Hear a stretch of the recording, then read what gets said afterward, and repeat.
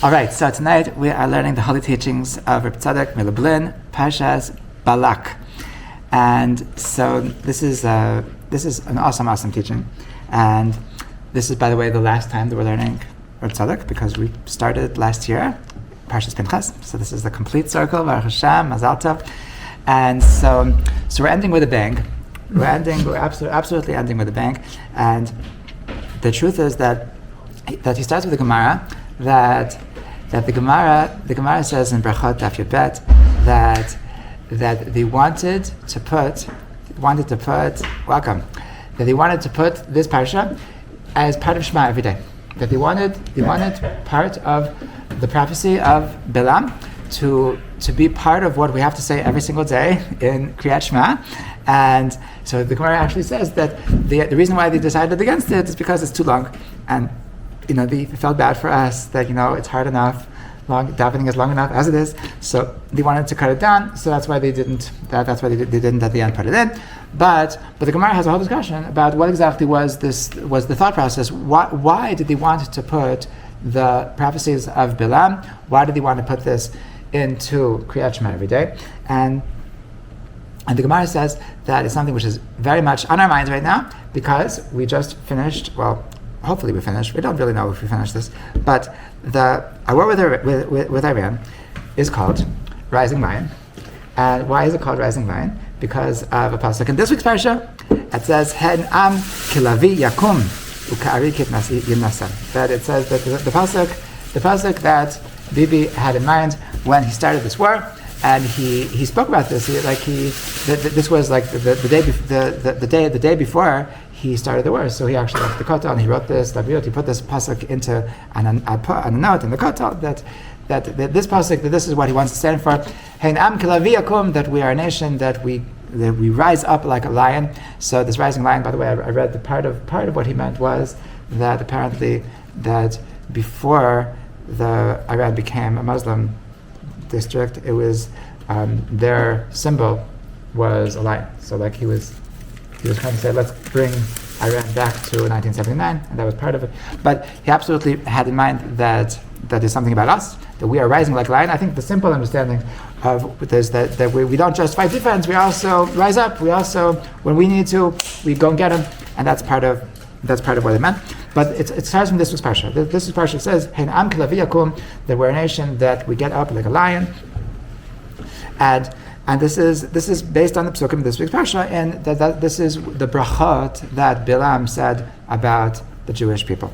So a little bit of a background. So the pasuk says that the parsha teaches us that there was a king called Balak, and he hated the Jewish people. So what did he want to do? He wanted to destroy the Jewish people. So he hired a sorcerer. The sorcerer's name was Bilam, and Bilam. So he had a special energy. He was able to curse people.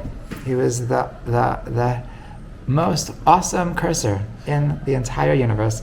That he was the expert curser, and so he wanted the best, and because he really wanted to destroy us.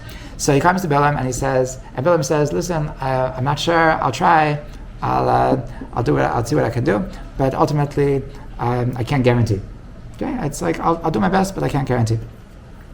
So what happened was that he tried to curse, and Hashem, instead of allowing him to curse, Hashem didn't allow him to curse, and instead of the curses, blessings came out. And it says that based on the kind of the ways that he wanted to curse us, that's exactly the opposite came out. That kind of curse came out as a blessing, and so beautiful psukim come out. Things that we have to this day as part of our prayer services. That Matovu Alecha Yaakov. Some people say this every day when they come to shul. That it comes from this. It says that Hey Na'am Levadad Yishkan. They're a nation that's like all by themselves. Like beautiful. We say on Rosh Hashanah. It says that Lo he beat Avin B'Yakov, the fact that Hashem never sees the flaws of the Jewish people. He just only sees the good in us. Like beautiful things about the Jewish people and about our relationship with Hashem. So it comes from this week's parsha, from our arch enemy, from the person that wanted to destroy us. It's just that he, instead of the curses coming out, so it came out in the form of blessings. Okay, so this is the backstory of this week's parsha. And so one of these blessings that came out, even though he was trying to curse us, was that Heinam kelavi yakum ukari nasa. So that there's a question. Yeah. The purpose of the curses would be to transform the kind of reality, so it would be bad for us, right? It's not like just talking down on us, it's actually making things bad. So would the opposite be blessings that actually make things good, or are they just praising? Meaning that the blessings he said, are they just praising us, or do they actually make things better? Interesting question. I think it's both. I think that part of the fact that it says Matava Olacha Yaakov is that there is a blessing in the yeshivot, in the Batei Midrash, in the Batei Knesset. I think part of the fact that it says Lohi B'Evan B'Yaakov, it creates a reality that we can remind Hashem of this promise every year, and it will cause him to focus on our good, and it will remind him that he cannot see any flaws in the Jewish people. So I imagine it's both. Yeah, very good. So in the Gemara Brachas, so it says that the reason why they wanted to add this Parsha of Bilam into the Kriyas Shema every morning is because of a pasuk. So there's two versions as to what it says. The simple version that we have is what it says in the third time that he blessed us / tried to curse us. That it says Kara Shachav Ke'ari Ukelavi Mi'ikimeno. That the first pasuk says that he sits down and he lies like a lion and like a lavi. We'll get to that. It's two different words for a lion. And mi kimenu, who can get him to come up, and so that's the simple version that we have. And then in the Marsha, he says based on the Midrash that really he says bibit pasuk, that the pasuk in the second time, the one's in the third time, one's in the second time, that the Marsha says that it's really Heinam kelavi yakum, that there's a nation that rises up like a lion. So one is about our lying like a lion, that the lion lies with a lot of self-confidence, and nobody's gonna get him to move if he doesn't want to move. He's in complete control. The lion is the king of the jungle. And the other pasuk is about his getting up, that when we get up, so we are strong like a lion.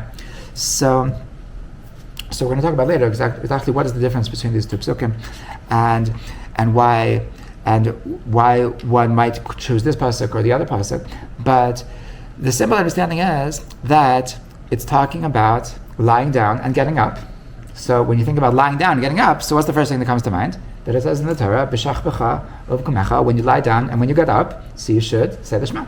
Okay, that's a reference to Shema. So if we're awesome when we lie down and we're awesome when we get up, so that's hinting to the Shema, and that's why it would be appropriate to put this as part of the Shema every day. Okay, so that's what the Gemara seems to say, that this pasuk is talking about how awesome we are when we lie down, and how awesome we are when we get up. So Rabbi Tzadok explains that when we're talking about Shema, what is really the essence of Shema? The essence of Shema is to protect us. Okay, the Gemara says that kol koreh kriyat Shema lifnei mitato, person that says Shema before he goes to sleep, ki'ilu ochez cherev shel shtei piyot. It's as if you have a double-sided sword. And of course, it brings from a pasuk, and we say in Psukei Zimra, it says that there's a double-edged sword. So what's this double-edged sword? That if you say Shema, then it's like you're holding a double-edged sword. So what's the double-edged sword? So obviously, this is not for robbers. This is not for murderers. This is for spiritual dangers. Yeah, this is spiritual dangers. He says that there's two heads of camp of the spiritual dangers. One is Esav and one is Yishmael, and that's why you need a double-edged sword. And the reason is because the nighttime is a time of spiritual danger. It says by Shlomo HaMelech, it says Hinei mitato shel Shlomo, that some people say this before they go to sleep every night. In Kriya Shema Lamita, they say this pasuk, that Shishim Giborim Saviv La Migibar Yisrael Kula Machuzei Cherev Malum De Milchama Yishchaba Yerecha Mipachad Balelot. That Shlomo HaMelech, he had 60 fierce warriors guarding his bed every night, because he was afraid. He was afraid at night. There's a certain fear at night. So what's the fear at night? That at night is the time that we're afraid of falling. Okay, during the day, it's easier to be strong. Night represents the time that people fall, that people mess up, the people sin, and that's why there's this pachad. So Kriyas Shema is something that gives you the fierceness, it gives you the strength to overcome the spiritual dangers that you're not going to fall. So this is part of what Kriyas Shema is. Kriyas Shema gives a person it's a certain defense, it's a certain protection that if I'm with Hashem, so like I'm not going to mess up. I'm like Hashem is going to help me that I'm not going to fall. Hashem is going to help me that I'm going to not make those impulsive decisions. I'm not going to be able to just keep with my senses and not do anything stupid. And not. I think part of what it means when it says that night the time is the time that people fall, the time that people fall is Rabiyot. I think part of it is because it's when we put our guard down. It's like a time for relaxing, and when we're relaxing, so then that's when we're in the most danger. That's when it's easy to mess up. So that's why Shlomo Melech had this pachad. That's why he had this fear of what's going to be when night comes, when his guard is down, and that's why he put up these 60 guards, these 70 fierce warriors to protect his bed. And this is what we're trying to do with saying Shema before we go to sleep. So the Shema of Arvit, the Shema of the nighttime, is to make sure that Hashem isn't going to allow us to fall into the deep depths of mistakes when our guard is down. So that's the simple understanding of what it means that when he wanted to add the Parsha of Bilam to the Shema, what it means is that part of saying Shema is to give us spiritual protection. And there's something about this pasuk, these psukim, that are going to give us protection. Okay, so he explains something very, very awesome. This is teaching from the Arizal. There's a Mishnah in Sanhedrin. It says, Kol Yisrael yesh lehem chelek le'olam haba. Every Jew has a share in the world to come. And then it says, Ve'elu she'en lehem chelek le'olam haba. And then there's that, don't get your hopes up. There's some people that don't have a share in the world to come. And it says that there's certain ways that you can mess up so bad that you don't have a share in the world to come. And then it says that there's 7 particular people in Jewish history that don't have a share in the world to come. Gimel Melachim, that's 3 kings, V'arba Hedyatot, that there's 3 kings that don't have a share in the world to come. One of them was Yeravam ben Nevat, I don't remember the others. And then there's 4 simple people, meaning non-kings, that also don't have a share in the world to come. One of them is Achitophel, one of them is Doeg HaAdomi, and then it quotes Bilam.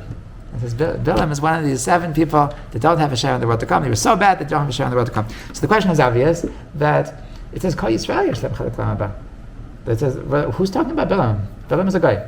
We're talking about the every Jew has a share in the world to come, and there's exception. It's possible to be Jewish and have a share in the world to come, but what does Bilam have to do with this? So there's an amazing teaching from the Arizal. It says like this, that there's a pasuk. The pasuk in the first time that he came to bless the Jewish people, he said, Tamot nafshi mot yishavim uti achriti kamahu. That he saw the Jewish lifestyle. He saw what it meant to be a Jew, and he said, I wish I could die like a Jew. I wish I could die like a Jew. Like he saw the satisfaction that a Jew has after 120, after living a life of serving Hashem, after living a life of truth, after living a life of wholesomeness. He says, wow, I so envy what it feels like to die like a Jew. That tamot nafshi mot yishavim. I wish upon myself that I should die a mot yishavim, the death of straight people. He's referring to the Jewish people as straight people. Uti achriti, and my end should be like them. So that the Arizal asks that how could this pasuk make it into the Torah? The Torah is supposed to be a Torah of truth, and it's nice that he's aspiring to die like a Jew. He did not die like a Jew. He died that we chopped off his head with a sword, and he died as the the arch enemy of the Jewish people. He did not die as a Jew. So how does it make it into the Torah? So the Arizal says a fascinating thing. He says that when we're talking about the dying, we're not talking about physical death. We're talking about spiritual death. So really that he was, when he was aspiring to die like a Jew, he meant he wasn't talking about what I said, like the wholesomeness, the feeling, the good feeling of what it means to die with, I read this amazing story that there was this older woman that was dying at her great-granddaughter's wedding. And so she, in the middle of the wedding, she fainted or something, and she went to the hospital, and the hospital said she's dying in half an hour, and the hospital was actually very close to the wedding hall, and so the whole family, they went to the hospital to be with her when she was dying. And so everybody is in their best. The kala is in her kala dress, and the chassan is there, and they're singing songs. They're singing songs to her as she's dying. And can you imagine what it's like to die with your entire family? This is a great grandmother, so this is like 100 something people surrounding her, all in their most amazing Shabbos clothing. That's what it means to die like a Jew. To die, there's so much nachas. To just think wow, this is. I'm seeing my great granddaughter get married. I'm seeing my whole family around me. How much love, and so it doesn't mean that. He says really what he was aspiring to. He wishes that he'd go to Olam Haba. That's really what really he was aspiring to be for all eternity. To be in the bliss of closeness of God.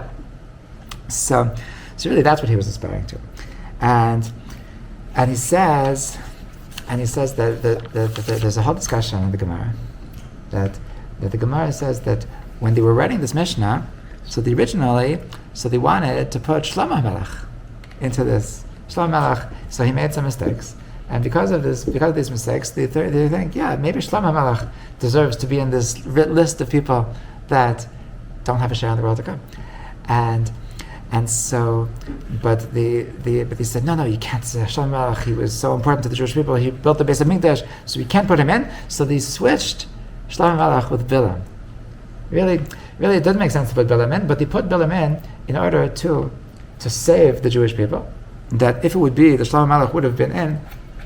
If Shlomo Melech wouldn't have had a share in the world to come, then it would have meant that even the lowest level, the seventh level, is the Malchut. If it would have been that the Malchut of the Jewish people doesn't have a share in the world to come, has this detach, then it would have been treacherous, it would have been disastrous to the Jewish people if Shlomo Melech would have made it into this list. So instead of Shlomo Melech, so they put Bilam in, and that what it means is that when Bilam said that I wish I could die the death of the Jewish people, so it means that I made it into the list. Wait, I understand something. I made it into the list of the Jews that don't have a share in the world to come. They're like, whoa, that's pretty good. You're just a guy. How could you really wanted to have the death of a Jew. So you'll have the death of a Jew. You'll have the death of a Jew that doesn't have a share in the world to come. Even though you really don't deserve to be here, you should thank me. You should, like in Leif Tahara, they after they beat you, they make you thank the guy for thank you for educating me. So Bilam, you should thank us for letting you into our list of Jews that don't have a share in the world to come, because really you don't belong here whatsoever. What do you mean they switched Shlomo Melech?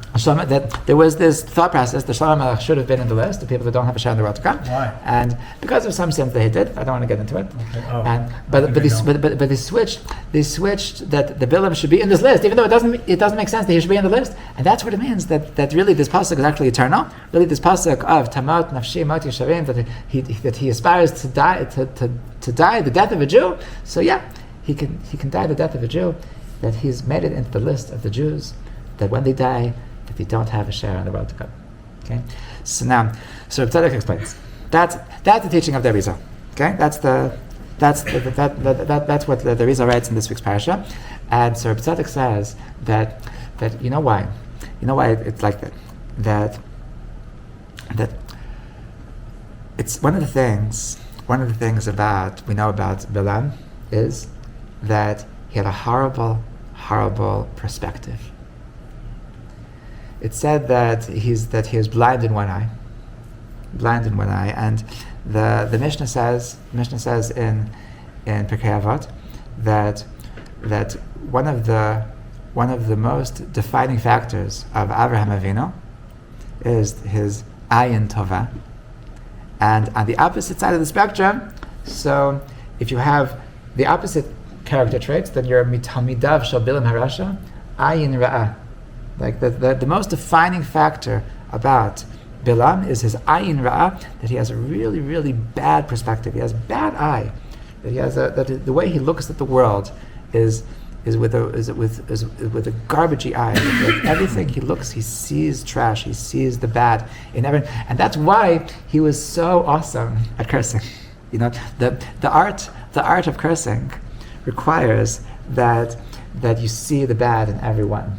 Right? You can't just, if you see a beautiful world, so you can't say, I wish that would just not be. But if you want to know how to be a professional cursor, so the secret is you have to focus on people's bad traits and say, whoa, I see you.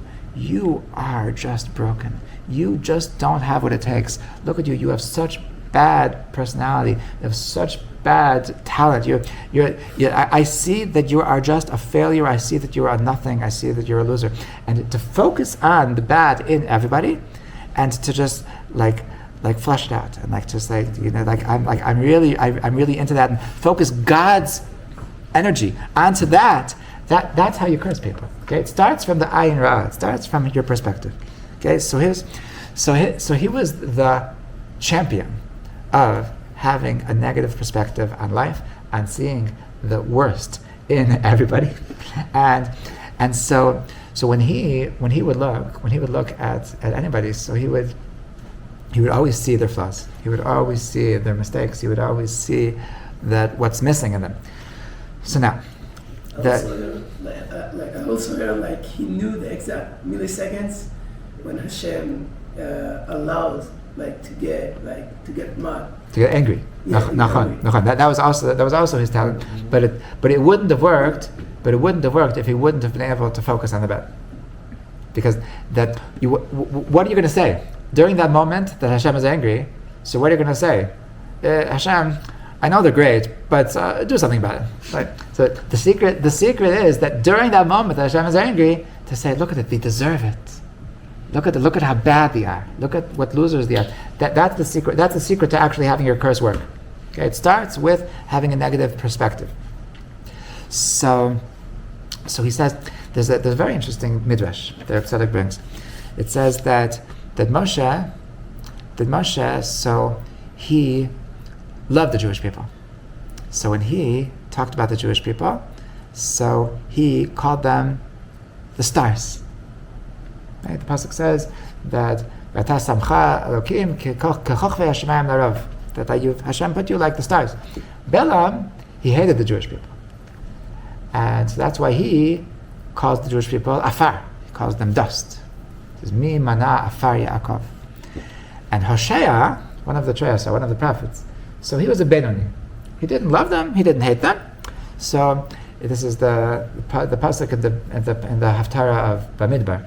It says, "V'haya mispar b'nei Yisrael kachol hayam shelo yiman b'lei sefer." He calls them like the sand of the shore, the sand of the beach. So Hosea wasn't Jewish? Hosea was Jewish. He was a tzaddik. So tzaddik says what does that mean? Hosea didn't love the Jewish people. He was in the middle. He didn't like us. He didn't hate us. Hello, he's a tzaddik. He was of course he loved us. So tzaddik says, you know what it really means? What the midrash really means is that Moshe Rabbeinu, he only saw the good in people. To Moshe Rabbeinu, everybody was a tzaddik. It's a big tzaddik. That's the way. So when he, it doesn't matter who he met. He said, I think you're a superstar. That's what it means. That's what it means that Moshe Rabbeinu, he loved the Jewish people. It means that he didn't see flaws. He didn't see flaws in the Jewish people, so everybody was a star. Bilam, he hated the Jewish people. He only saw our flaws. He only saw how messed up we are. Like he said, you're a piece of garbage. And you're a piece of garbage. You're a piece of garbage.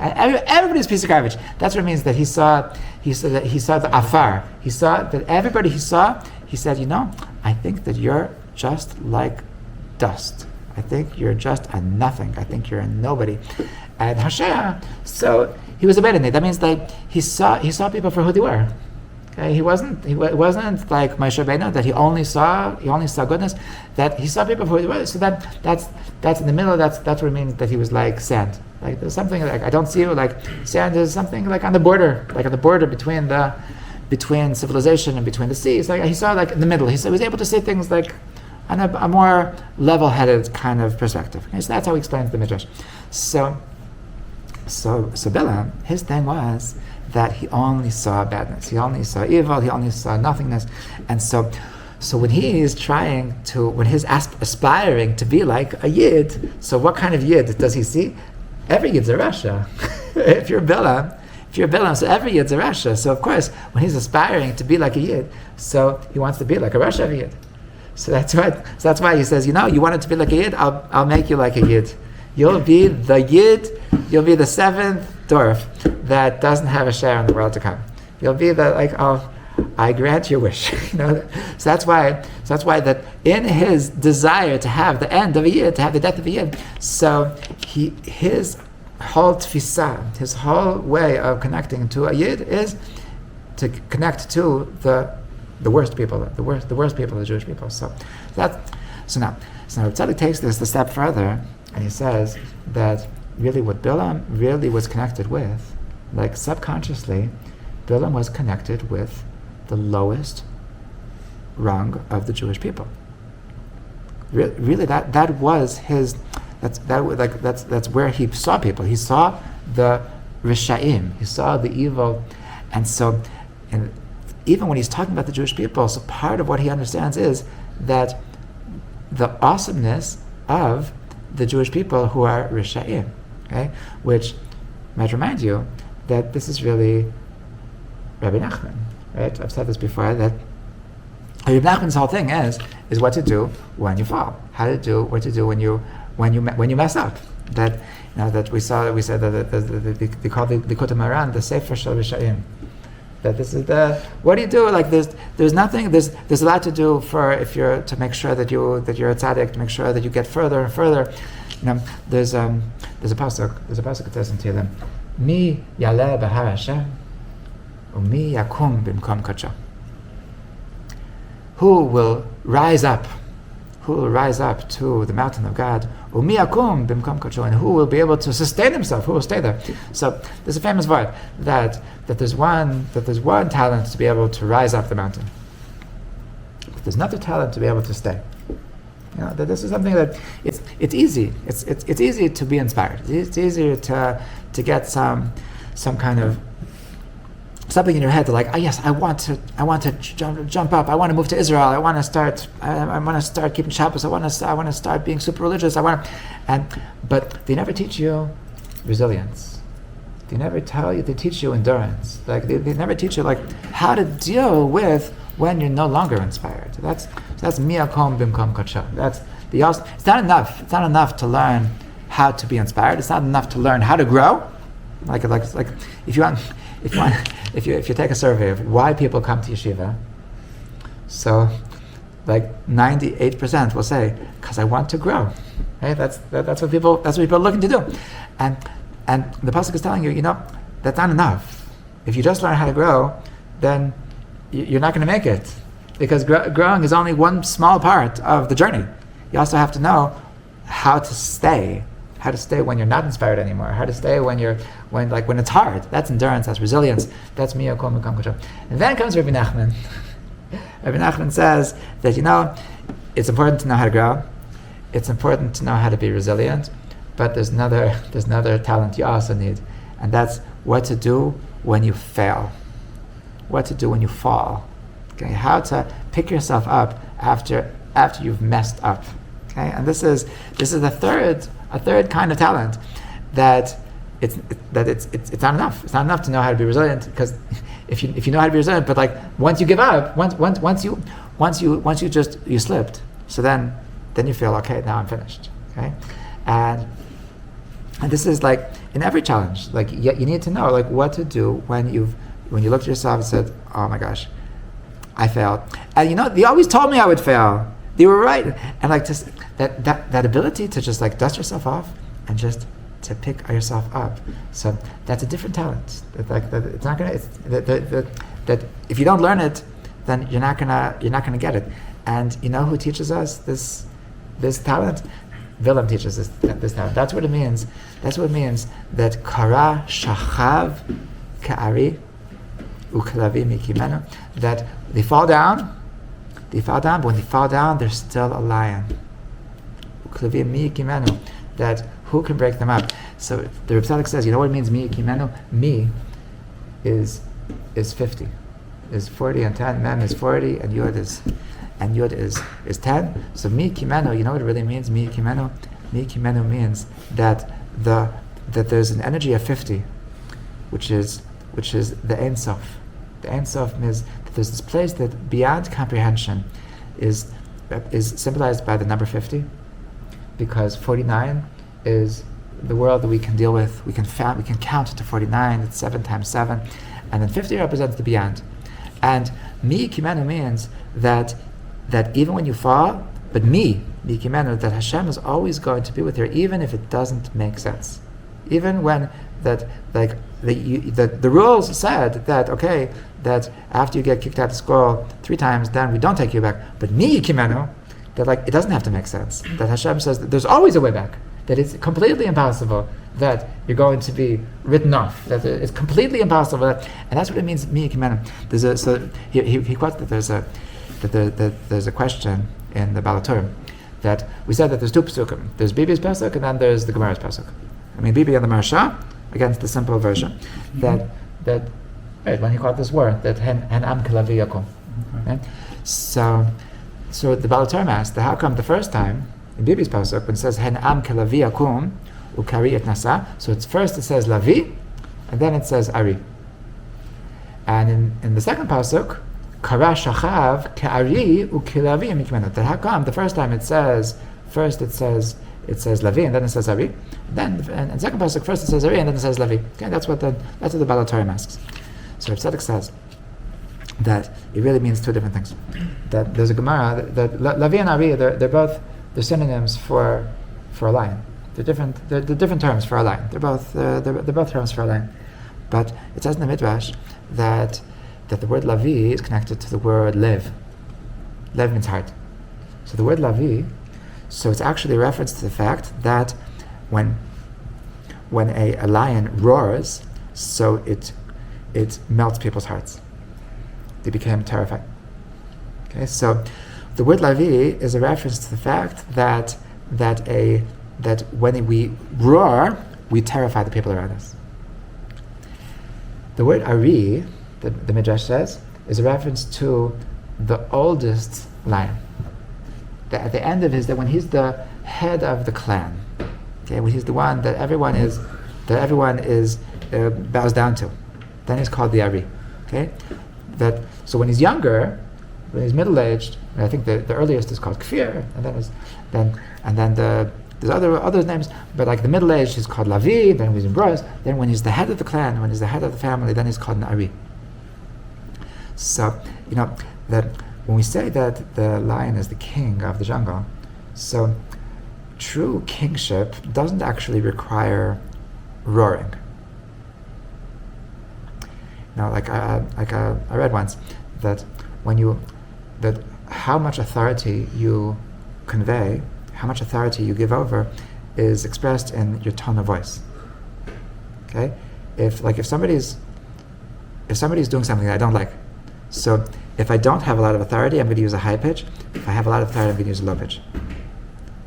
If somebody's doing something that they shouldn't be doing, I say no. So then that means that I don't have so much authority. If I have authority, I say no. Maybe that was even too high. No. That's I don't when you Nice. when Should be you a dog trainer. that when you the more you shriek, the less authority you have. So really and that's what it says that kara shachav kari, that when he's lying down, the ari, he doesn't even have to be up. He's sleeping, but he has authority. That the authority is just he doesn't need to talk. He just because he has just carries so much weight just by his very presence, so he doesn't need to say anything. He doesn't even need to get up. Okay, so now the first part is there's an energy of getting up. There's energy. We said that these two psukim, that there's the Jewish people, we're awesome when we get up, we're awesome when we go to sleep. Okay, so that really, it means going up and going to sleep. So we're awesome when we get up. So that there's a certain, that means the rising of the Jewish people is we start like a Levi. Then when we're growing, we start like a Levi. We start with roaring, and we have so much energy that everyone is terrified of us. And then we reach the level of Ari. But there's also, we're awesome when we're falling. And when we're falling, so then it's the opposite. Then that that we start with this place of authority. We start with this place that I'm not going to freak out. I can deal with this. I can deal with the fact that I've been clean for so many years and I can't believe I just messed up. I can deal with the fact that I promised my mother I would never get whatever, and I whatever it is, I can deal with this. That Ari is this energy of malchut, of that I have so much authority that I'm not going to freak out. My very presence just gives out peace of mind, and I can deal with the fact that I fell without freaking out. And that's what it says, ukalavi, that even after I'm falling from this Ari, mi kimeno, that the Ein Sof, that Hashem's infinite power allows me to retain my sanity, retain my peace of mind, to retain my place of realizing that, okay, I'm still awesome. I'm still awesome, even though I fell. Rabbi Nachman writes, one of his most famous Torahs, in Torah Vav, he says that a person has to have two bikiyas, has to have two expertise. Has to be baki b'ratza, baki b'shav. That he has to be an expert in how to go up. He has to be an expert in how to come down. You know what it means to be an expert in how to come down? It means to be an expert in what to do when everything turns upside down. Okay, to know how to fall. To know how to brace yourself for a fall. So this is really what Rabbi Nachman was very into, is in teaching people that even if you think you've fallen, but it's okay. Like it's a temper. Like in recovery, they say the definition of recovery is that how much time it is between relapses. Like that's there's no such thing as being clean forever. But if you're cleaner for longer than you were last time, then you're a champion. Okay, so now it's like time to start again. It's like as soon as you fall, you just pick yourself back up. Okay, you fall down, you get back up, and this is what Bilam is teaching us, that how awesome it is to get back up. How awesome we are when we fall. That this is his message to us, because when he sees a Yid, he sees a Rasha. So he was like an undercover Breslover.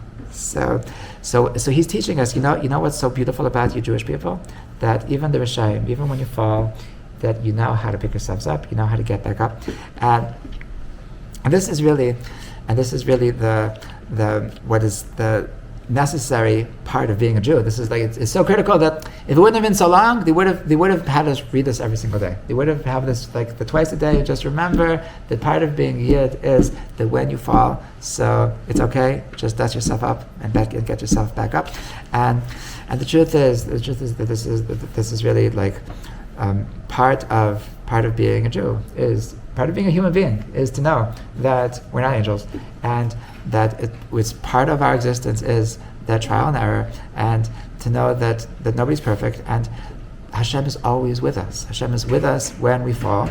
So because He's with us when we fall, so He didn't forget us. He doesn't say, "Oh my gosh, I can't believe you did that. I'm not going to talk to you again." He knows that we're human. He created us like this, and so He does this. Okay, I knew this was coming. Okay, let's regroup. let's get yourself back up. That karash shachav kari, that I'm with you, I didn't forget you, I'm going to help you get back, I'm going to help you, you're going to be even stronger, you're going to be even better than you were before. So I bless us all that we should be like lions. We should really take this time appropriate pasuk of being like lions, and knowing that it's important to know how to roar, it's important to know how to be scary, it's important to know that sometimes you don't need to roar, sometimes it's about just having this peace of mind, having this authority, not to freak out, not to know that when things go backwards, then like to say like, hello, I'm a lion. Like I can deal with this. I can deal with the fact that things aren't the way they're supposed to be. I'm a king. Okay? A king knows how to deal with bugs in the system when things get a little bit messed up, and to know that whatever happens, we are still kings. Whatever happens, that there's the fact that we have a glitch here and there. It doesn't take away from who we are. It doesn't take away from our identity, and we are lions, and we know how to get back up. B'ezrat Hashem. Okay,